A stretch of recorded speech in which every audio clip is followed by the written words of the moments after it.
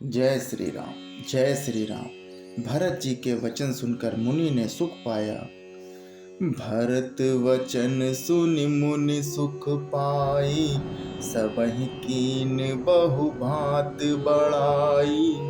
तात करहु जनि सोचु विशेषी, सब दुख मिटहि राम पग देखी। भरत जी के वचन सुनकर मुनि ने सुख पाया और सभी ने उनकी बहुत प्रकार से बड़ाई की। मुनि ने कहा कि हे तात, अधिक सोच मत करो। श्री रामचंद्र जी के चरणों का दर्शन करते ही सारा दुख मिट जाएगा। करि प्रबोधि मुनिवर कहो, अतति प्रेम होई। कंद मूल फल फूल हम देहि लेहु करे छोहु। इस प्रकार मुनि श्रेष्ठ भरद्वाज ने उनका समाधान करके कहा कि अब आप लोग हमारे प्रेम प्रिय अतिथि बनिए और कृपा करके कंदमूल फल फूल जो हम दें स्वीकार कीजिए। सुनि मुनि वचन भरत ही सोचू, भयु कु अवसर कठिन संकोचू। जाई करो गुरु गिरा बहोरी, चरण वंदी बोले कर जोरी। मुनि के वचन सुनकर भरत जी के हृदय में सोच हुआ कि यह बेमौके के बड़ा बेढप संकोच आ पड़ा है।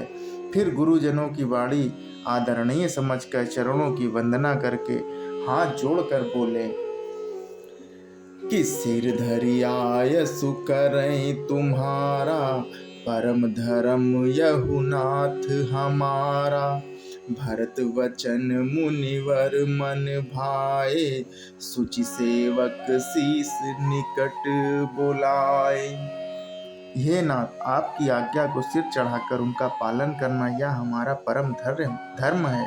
भरत जी के ये वचन मुनि श्रेष्ठ के मन को अच्छे लगे।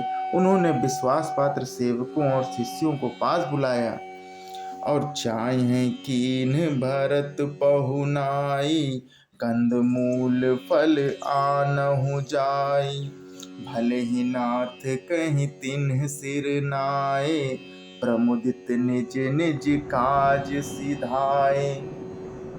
और कहा, भरत की पहुनाई करनी चाहिए, जाकर कंद मूल और फल ले आओ। उन्होंने कहा कि हे नाथ, बहुत अच्छा कहकर सिर नवाया और तब वे बड़े आनंदित होकर अपने अपने काम को चल दिए। मुनहि सोच पाहुन बड़ न्योता, तसि पूजा चाहे जस देवता। सुनि रिधि सिद्धि अनिमादिक आई, आयसु होई सो करहि गोसाई। मुनि को चिंता हुई कि हमने बहुत बड़े मेहमान को न्योता है। अब जैसा देवता हो वैसी ही उसकी पूजा भी होनी चाहिए। यह सुनकर रिद्धियां और आड़िमादि सिद्धियां आ गईं और बोली कि हे गोसाई, जो आपकी आज्ञा हो सो हम करें। राम बिरह व्याकुल भरत, सानुज सहित समाज। पहुनाई करे हरहु श्रम, कहा मुदित मुनिराज। मुनिराज ने प्रसन्न होकर कहा कि छोटे भाई शत्रुघ्न और समाज सहित भरत जी श्री रामचंद्र जी के विरह में व्याकुल हैं। इनकी पहुनाई आतिथ्य सत्कार करके इनके श्रम को दूर करिए। रिद्धि सिद्धि सिर धरि मुनिवर बानी, बड़ भागिन आपहु अनुमानी। कहिए परस पर सिद्धि समुदायी, अतुलित अतिथि राम लघु भाई। रिद्धि सिद्धि ने मुनिराज की आज्ञा को सिर चढ़ाकर अपने को बड़भाग्नि समझा।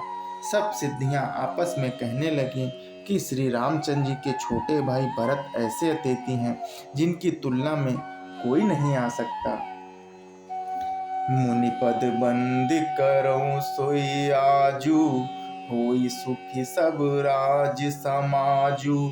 अस कहीं रच्यो रुचिर ग्रह नाना, जेहि बिलो की बिल खाहि बिमाना। अतः मुनि के चरणों की वंदना करके आज वही करना चाहिए जिससे सारा राज समाज सुखी हो। ऐसा कहकर उन्होंने बहुत से सुंदर घर बनाए, जिन्हें देखकर विमान भी बिलखते हैं, यानी कि लजा जाते हैं। भोग विभूति भूरी भरी राखे, देखत जिन्हि अमर अभिलाषे। दासी दास साजो सब लीन्हे, जोगवत रही मन ही मनु दीन्हे। उन घरों में बहुत से भोग और ऐश्वर्य का सामान भरकर रख दिया, जिन्हें देखकर देवता भी ललचा गए। दासी दास सब प्रकार की सामग्री लिए हुए मन लगाकर उनके मनों को देखते रहे, अर्थात उनके मन की रुचि के अनुसार करते रहते हैं। सब समाज सज सिधि पल माही, जे सुख सुरपुर सपने हुनाही।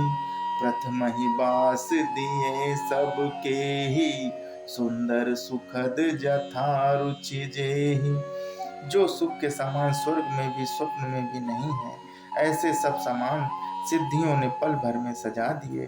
पहले तो उन्होंने सब किसी को जिसकी जैसी रुचि थी वैसे ही सुंदर सुखदायक निवास स्थान दिए।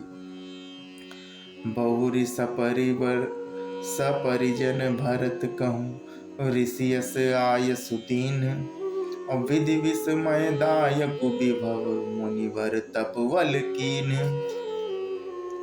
और फिर कुटुंब सहित भरत जी को दिए, क्योंकि ऋषि भरद्वाज ने ऐसी आज्ञा दे रखी थी कि भरद्वाज जी चाहते थे कि उनके सब संगियों को आराम मिले। इसलिए उनके मन की बात जानकर मुनि ने पहले उन लोगों को स्थान देकर पीछे सब परिवार भरत जी को स्थान देने के लिए आज्ञा दी थी। मुनि श्रेष्ठ ने तपोबल से ब्रह्मा को भी चकित कर देने वाला वैभव रच दिया। जय श्री राम, जय श्री